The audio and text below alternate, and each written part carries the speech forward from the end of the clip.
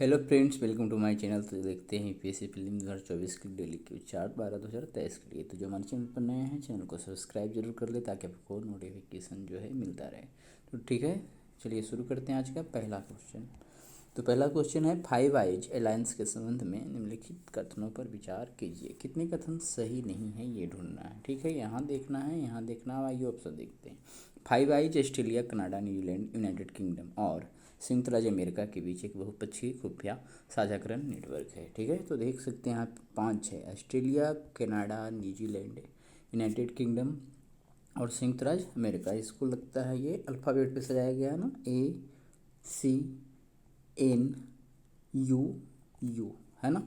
Australia, Canada, New Zealand, UK और USA। ठीक है, इसको इसे करते हैं।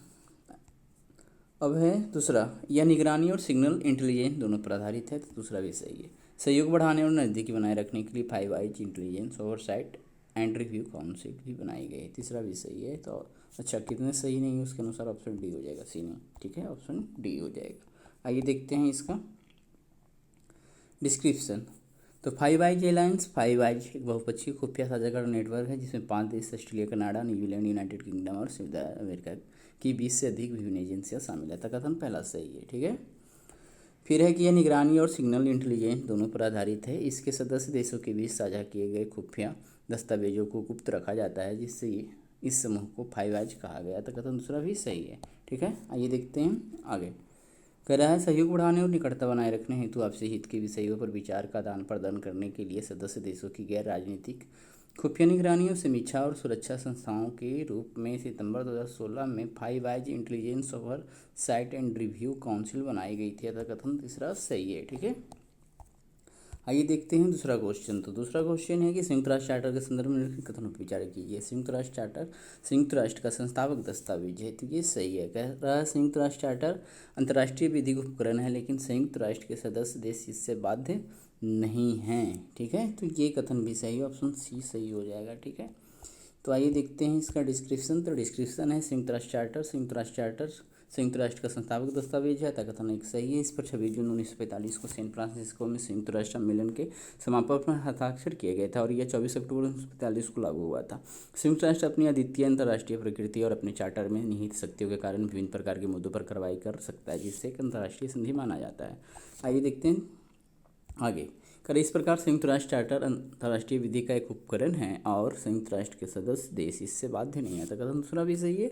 कर संयुक्त राष्ट्र चार्टर अंतर्राष्ट्रीय संबंधों के प्रमुख सिद्धांतों को संहिताबद्ध करता है, जिसमें राज्यों की संप्रभु समानता से लेकर अंतर्राष्ट्रीय संबंधों में बल के उपयोग पर प्रतिबंध शामिल है।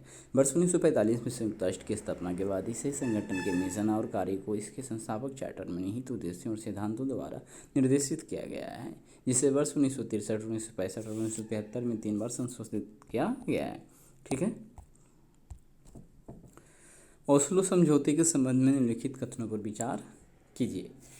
तो और कितने कथन सही है चुनना है। कर ओस्लो समझौता पहला प्रत्यक्ष फिलिस्तीनी इजरायली शांति समझौता था। ठीक है, कर पहला ओस्लो समझौता, जिसे ओस्लो 1 के नाम से जाना जाता है, वर्ष 1993 में हस्ताक्षरित किया गया था। तो ये और ये सही है। कर दूसरा समझौता, जिसे ओस्लो 2 के नाम से जाना जाता है, वर्ष 1995 में हस्ताक्षरित किया गया था। तो ये तीसरा भी सही है, ऑप्शन डी क्या हो जाएगा, करेक्ट हो जाएगा। ठीक है, तो देखते हैं इसका डिस्क्रिप्शन। कह रहा ओस्लो समझौता पहला प्रत्यक्ष फिलिस्तीनी इजरायल शांति समझौता था। का उद्देश्य 2 राज्य समाधान के वांछित लक्ष्यों के साथ भविष्य की शांति वार्ता शुरू करना था, जो कभी प्राप्त नहीं हुआ था। कथन एक सही है। कर प्रथम ओस्लो समझौते, जिसे ओस्लो 1 के नाम से जाना जाता है, पर 13 सितंबर 1993 को हस्ताक्षर किए गए थे। ठीक है,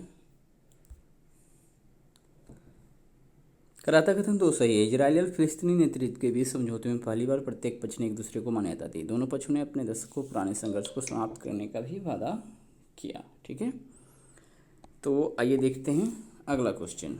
कर एक दूसरा समझौता, जिसे ओस्लो 2 के नाम से जाना जाता है, सितंबर 1995 में हस्ताक्षरित किया गया था और इसमें उन निकायों की संरचना पर अधिक विस्तार से चर्चा की गई थी जिन्हें शांति प्रक्रिया के तहत बनाया जाना था। कथन तीसरा भी सही है। ठीक है, चलिए अब देखते हैं अगला क्वेश्चन। तो अगला क्वेश्चन है कि अब्राहम समझौते के संदर्भ में निम्नलिखित कथनों पर विचार कीजिए। कितने कथन सही है।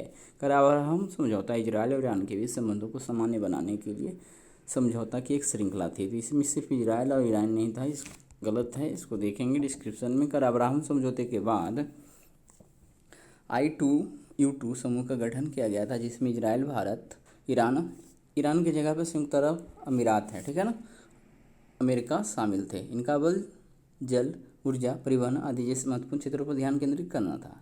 इस समझौते ने विस्तारित क्षेत्रीय और बहुराष्ट्रीय सहयोग की नींव रखी, जिससे भारत के लिए आर्थिक अवसर सृजित हुए। ठीक है, तो दूसरा भी गलत है, लेकिन तीसरा ठीक है। ठीक है, तीसरा क्या है, सही, इसलिए केवल 3 सही होगा, ऑप्शन सी करेक्ट है। आइए देखते हैं, कर इजराइल, संयुक्त अरब अमीरात और बहरीन के बीच अब्राहम समझौते की मध्यस्थता अमेरिका द्वारा की गई थी। यह 26 वर्षों में पहला अरब इजराइल शांति समझौता है। तो कथन पहला सही इसका आंसर नहीं था। कर इस समझौते पर वर्ष 2020 में हस्ताक्षर किए गए और इससे अरब इजराइल संघर्ष में एक ऐतिहासिक सफलता मिली। ठीक है, आगे डिस्क्रिप्शन में है कि अब्राहम समझौते के बाद I2U2 समूह का गठन किया गया था। तो डबल डबल आई है ना, इंडिया, ईरान, उधर यू से क्या हो जाएगा, UA यानी संयुक्त अरब अमीरात और अमेरिका। ठीक है, जिसमें यहाँ है, अच्छा सॉरी, ईरान नहीं, इजराइल, हमने ही गलती बता दिया। इजराइल, भारत 2 I हो गया, संयुक्त अरब अमीरात और अमेरिका 2 U2 हो गया, यानी U2 इसीलिए हो गया। जिनका बल जाली, अच्छा ठीक है, जिनका बल जल, ऊर्जा, परिवहन, अंतरिक्ष, स्वास्थ्य और खाद्य सुरक्षा जैसे महत्वपूर्ण क्षेत्रों पर था। कथन 2 सही नहीं है। इस समझौते ने विस्तारित क्षेत्रीय और बहुराष्ट्रीय सहयोग की नींव रखी, जिससे भारत के लिए आर्थिक अवसर सृजित। कथन 3 सही है। ठीक है, तो आइए देखते हैं अगला क्वेश्चन। अगला क्वेश्चन है कि हाल ही में टॉटमॉडो शब्द चर्चा में था। इसके संदर्भ में निम्नलिखित में कथनों में कौन सा सत्य है? तो आंसर होगा ऑप्शन डी, टॉटमॉडो जो है म्यांमार या पूर्व में बर्मा, जिसको कहा जाता कि वहाँ की सेना को कहते हैं। ठीक है, तो यहाँ है बर्मीज में टॉटमॉडो का सीधा अर्थ है सशस्त्र बल, लेकिन देश में इसकी विशाल शक्ति और वैश्विक बदनामी को देखते हुए यह नाम पर वर्तमान सैन्य प्राधिकरण का पर्याय बन गया है। अतः विकल्प डी सही है। आइए देखते हैं अगला क्वेश्चन। 3 ब्रदरहुड एलायंस के संदर्भ में निम्नलिखित कथनों पर विचार करिए। तो 3 ब्रदरहुड एलायंस म्यांमार में 3 जातीय सशस्त्र समूहों का गठबंधन है। कितना कथन सही है? तो ये तो ठीक है, केवल एक होना चाहिए। करैया म्यांमार की सेना के साथ निकट समन्वय में कार्य करता है, समन्वय में नहीं काम करता है। ठीक है, तो आइए देखते हैं इसका डिस्क्रिप्शन। करा है 3 ब्रदरहुड एलायंस 27 अक्टूबर को 3 जातीय सशस्त्र समूह के गठबंधन 3 ब्रदरहुड एलायंस ने पूर्वी शान राज्य में एक अच्छी तरह से समन्वित आक्रमण शुरू किया, जो भूमि क्षेत्र के हिसाब से म्यांमार के 7 राज्यों में सबसे बड़ा था। कथन पहला सही है। करा प्रत्याशित हमले ने चीनी सीमा के पास कई सरकारी सैन्य प्रतिष्ठानों पर सफलतापूर्वक कब्जा कर लिया और अन्य सशस्त्र समूहों को भी दमनकारी टोटोमोडा या राज्य प्रशासन परिषद के खिलाफ अपने स्वयं के सफल अभियान शुरू करने के लिए प्रेरित किया, जैसा कि म्यांमार में जुंटा कहा जाता है। अब है क्या कि हालांकि 3 ब्रदरहुड एलायंस और इसी तरह की जातीय सशस्त्र समूहों ने पूरे देश पर कब्जा नहीं किया है, और टॉटमॉडो के पास अभी भी किसी भी सशस्त्र समूह की तुलना में कहीं अधिक सैन्य क्षमता है। 27 अक्टूबर के आक्रमण एवं उसके बाद की सैन्य सफलताओं ने एक भावी आशा जगा दी कि सैन्य तानाशाही को उन्मूलित किया जा सकता है। कथन दूसरा सही नहीं है। आइए देखते हैं अगला क्वेश्चन। भारतीय दूरसंचार विनियामक प्राधिकरण के संबंध में निम्नलिखित कथनों पर विचार कीजिए। ट्राई के संबंध में हमको देखना है, ठीक है ना। तो ट्राई के बारे में देखेंगे उपयुक्त में कितने कथन सही है। तो इसकी स्थापना भारतीय दूरसंचार विनियामक प्राधिकरण अधिनियम 1997 के तहत की गई थी। तो ये तो लग रहा है कि ठीक ही है। कर इसका कार्य दूरसंचार सेवाओं को विनियमित, पहला तो ठीक है, करना, जिसमें दूरसंचार सेवाओं के लिए टैरिफ का निर्धारण संशोधन भी शामिल है, जो पहले केंद्र सरकार में निहित थे। फिर है ट्राई अधिनियम को 2000 में संशोधित किया गया था, जिसमें ट्राई से न्यायिक और विवाद कार्यों को संभालने के लिए एक दूरसंचार विवाद समाधान एवं अपील अधिकरण यानी TD साइट की स्थापना की गई थी। ये तीनों कथन सही है, ऑप्शन सी इसका करेक्ट होना चाहिए। देखते हैं, ठीक है। तो भारतीय दूरसंचार विनियामक प्राधिकरण निजी सेवा प्रदाताओं का प्रवेश अपने साथ स्वतंत्र विनियमन की अपरिहार्य आवश्यकता लेकर आया है। और इस प्रकार भारतीय दूरसंचार नियामक प्राधिकरण यानी ट्राई की स्थापना 20 फरवरी 1997 को संसद के एक अधिनियम द्वारा की गई, जिसे भारतीय दूरसंचार विनियामक प्राधिकरण अधिनियम 1997 कहा जाता है। तो कथन पहला सही है। कर इसका कार्य दूरसंचार सेवाओं को विनियमित करना है, जिसमें दूरसंचार सेवाओं के लिए टैरिफ का निर्धारण यह संशोधन भी शामिल है जो पहले केंद्र सरकार में नहीं थे। अतः कथन दूसरा सही है।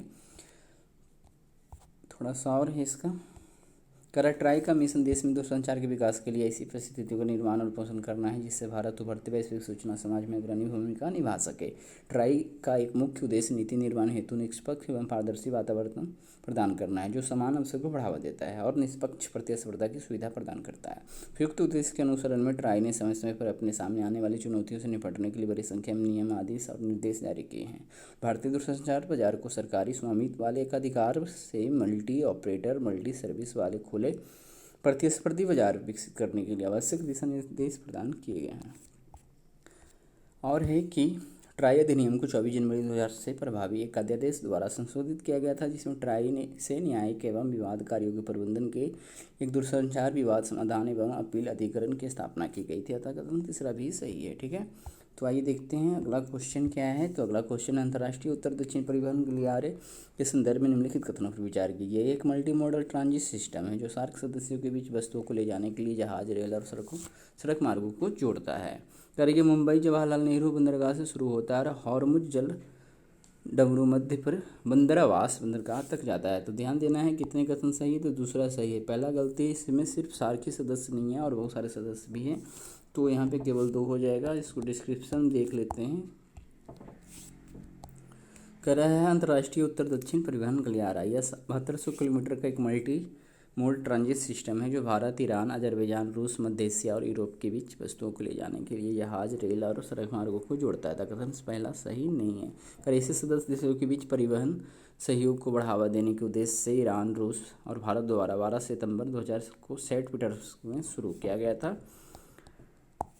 आगे है कि तब से INSTC सदस्यता का विस्तार 10 और देशों जैसे Azerbaijan, Armenia, Kazakhstan, Kyrgyzstan, Tajikistan, तुर्की, यूक्रेन, सीरिया, बेलारूस और ओमान को शामिल करने के लिए किया गया है।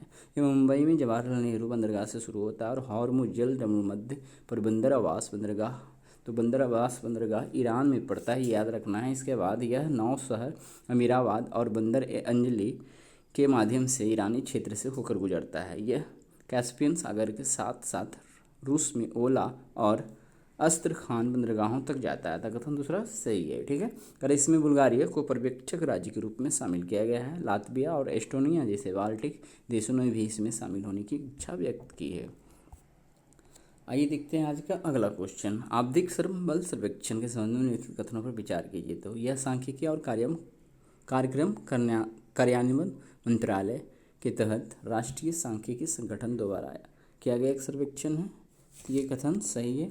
कितने कथन सही है ढूंढना है। INSO ने बस 2017 में PLFS का आरंभ किया था, यानी यही। ठीक है, तो ये भी सही है, तो हो जाएगा ऑप्शन सी करेक्ट। तो आइए यहाँ देखते हैं कि आवधिक श्रम बल सर्वेक्षण यह भारत में रोजगार और बेरोजगारी की स्थिति को मापने के लिए सांख्यिकी और कार्यक्रम कार्यान्वयन मंत्रालय के तहत NSO द्वारा आयोजित एक सर्वेक्षण है। कथन एक सही है। NSO ने अप्रैल 2017 में PLFS का आरंभ किया था। कथन दूसरा भी सही है। PLFS के उद्देश्य केवल वर्तमान साप्ताहिक स्थिति में शहरी क्षेत्रों के लिए 3 माह के अल्प समय अंतराल में प्रमुख रोजगार और बेरोजगारी संकेतक जैसे श्रमिक जनसंख्या अनुपात, श्रम बल भागीदारी दर, बेरोजगारी दर आदि का अनुमान लगाना है। वार्षिक रूप से ग्रामीण और शहरी दोनों क्षेत्रों में सामान्य स्थिति और CWS दोनों में रोजगार और बेरोजगारी संकेतकों का अनुमान लगाना है। ठीक है, तो CWS का मतलब यहाँ आप देख सकते हैं वर्तमान साप्ताहिक स्थिति। सशस्त्र बल विशेष अधिकार अधिनियम जिसको अपसफा बोलते हैं 1958 के संदर्भ में निम्नलिखित कथनों पर विचार कीजिए। इसे केवल किसी राज्य, कितने कथन सही है यहाँ देखना है। इसे केवल किसी राज्य के राज्यपाल द्वारा राज्य या उसके कुछ हिस्सों पर लगाया जा सकता है जब इन क्षेत्रों के अधिनियम के तहत अशांत क्षेत्र घोषित किया जाता है तब। कर रहा है तो ध्यान देना है कि सिर्फ राज्य के राज्यपाल तो लगाते ही हैं, केंद्र सरकार भी लगाती है। ठीक है, तो इस कारण से पहला गलत हो जा रहा है। मणिपुर और असम के लिए अधिसूचना राज्य सरकार द्वारा जारी की जाती है, ये सही है। तो केवल 2 सही है, ऑप्शन बी करेक्ट हो जाएगा। ये देखते हैं थोड़ा सा इसका डिस्क्रिप्शन। तो डिस्क्रिप्शन में है कि सशस्त्र बल विशेष अधिकार अधिनियम अपसफा 1958 धारा 3 के तहत इन क्षेत्रों को अशांत घोषित किए जाने के बाद इसे केंद्र, ठीक है यहाँ पे, या राज्य के राज्यपाल द्वारा राज्य या उसके कुछ हिस्सों पर लगाया जा सकता था। कथन पहला सही नहीं है। करेंसी अधिनियम 1972 में संशोधन किया गया और किसी क्षेत्र को अशांत घोषित करने की शक्तियाँ राज्यों के साथ साथ केंद्र सरकार को भी प्रदान की गई। कर वर्तमान में केंद्रीय गृह मंत्रालय केवल नागालैंड और अरुणाचल प्रदेश के लिए अब सफा का विस्तार करने के लिए समय समय पर अशांत क्षेत्र अधिसूचना जारी करता है। ठीक है,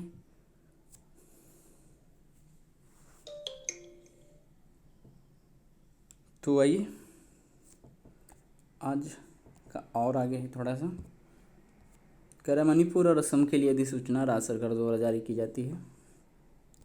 कथन दूसरा सही है। कर अब सपा सशस्त्र बलों को व्यापक शक्ति देता है। उदाहरण के लिए उन्हें विधि का उल्लंघन करने वाली या हथियार और गोला बारूद ले जाने वाली किसी भी व्यक्ति के खिलाफ गोली चलाने यहाँ तक कि मृत्यु का कारण बनने की अनुमति देता है। साथ ही यह उन्हें उचित संदेह के आधार पर बिना वारंट के व्यक्तियों को गिरफ्तार करने और बिना वारंट के परिसर की तलाशी लेने में की शक्ति देता है। तो इस प्रकार से आज हमने 10 क्वेश्चन देख लिया। तो कल मिलते हैं फिर 10 क्वेश्चन के साथ। तो इसी प्रकार से हमारे चैनल पर बने रहें, वीडियो को देखते रहें और अपने ग्रुप में भी शेयर करें। चैनल अच्छा लग रहा हो और कंटेंट अच्छा लग रहा हो तो चैनल को सब्सक्राइब भी कर लें। धन्यवाद।